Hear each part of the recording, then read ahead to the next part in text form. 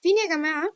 لو أنا عندي موظفين عايزة أعرف كل موظف كمل عندي قد إيه، كام سنة، كام شهر، كام يوم، هقدر إن أنا أعرف ده عن طريق دالة اسمها dated if، ودي دالة خبيثة جدا.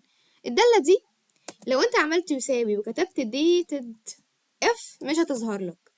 طب تظهر امتى؟ اكتب dated if كاملة وافتح القوس، برضو مش هيظهر لك ان هي محتاجة حاجة. انت اللي لازم تكون عارف ان dated if هي دالة بتجيب الفرق بين تاريخين. التاريخ الاولاني تاريخ سابق وعملنا segmentation، تاريخ لاحق وسيجمنتيشن وهنكمل. طيب التاريخ السابق هو تاريخ الموظف اللي بدأ فيه العمل، أقارنه بإيه؟ قارنه بتاريخ لاحق، تاريخ النهاردة مثلا. عشان أكتب تاريخ النهاردة بره وأرجع تاني أدوس عليه وكده، أنا كده بعمل لخبطة لنفسي. طيب أعمل إيه؟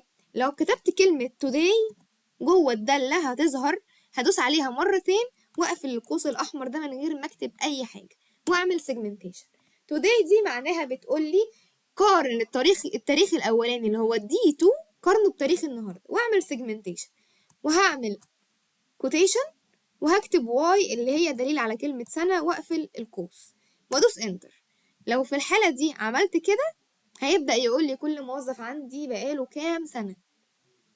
انا ليه يا جماعة جيت عند حرف الواي اللي هي كلمة سنة وحطيته بين علامة تنصيص؟ لانه نص، واي نص بيتكتب داخل معادلة بيتحط بين علامتين تنصيص. تعالوا كده نحسب الموظف ده بقاله سنة وكام شهر.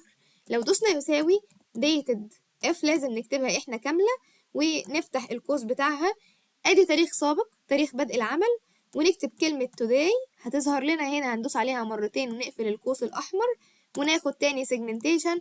بس مش هنكتب ام. لو كتبنا ام هيجيب لي عدد الشهور كلها اللي هي هو بقاله سنة، هيجيبها لي بقاله 12 شهر. انا عايزه اعرفه بقاله سنة وكام شهر، المدة على بعضها. هقول له تجاهل السنين واحسب الشهور، تبقى اسمها ايه؟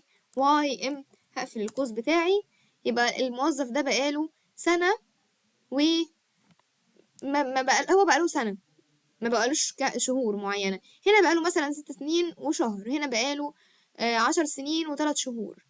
هاجي احسب ايام العمل، هقول له dated if، هفتح القوس هقول له ادي تاريخ السابق قارنهولي بتاريخ النهارده دالة today، هدوس عليها مرتين واقفلها واخد segmentation واقول له تجاهل الشهور واحسب الايام.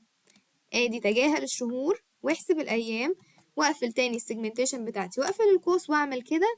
يبقى الموظف ده بقاله هنا عندي سنة و19 يوم. تمام.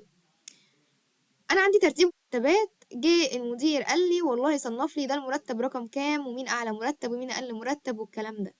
هستخدم دالة اسمها رانك.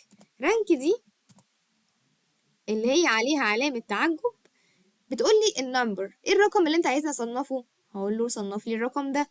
بيقول لي الريفرنس اصنفه لك فين؟ صنفه لي وسط العمود ده، وسط المرتبات.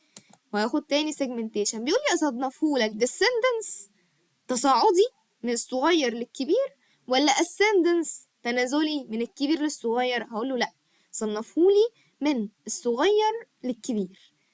هيبدأ يجيب لي ان اعلى تصنيف عندي هو هنا من الكبير للصغير، I'm sorry، من الكبير للصغير هيبقى، او ان هو مثلا هيجيب لي ان تصنيف اكبر تصنيف عند اصغر مرتب. ده كلمة ترتيب تصاعدي عنده، ان هو انت من الصغير للكبير، معناه ان هو صنف لك ان اعلى تصنيف عندك هو عند اقل مرتب.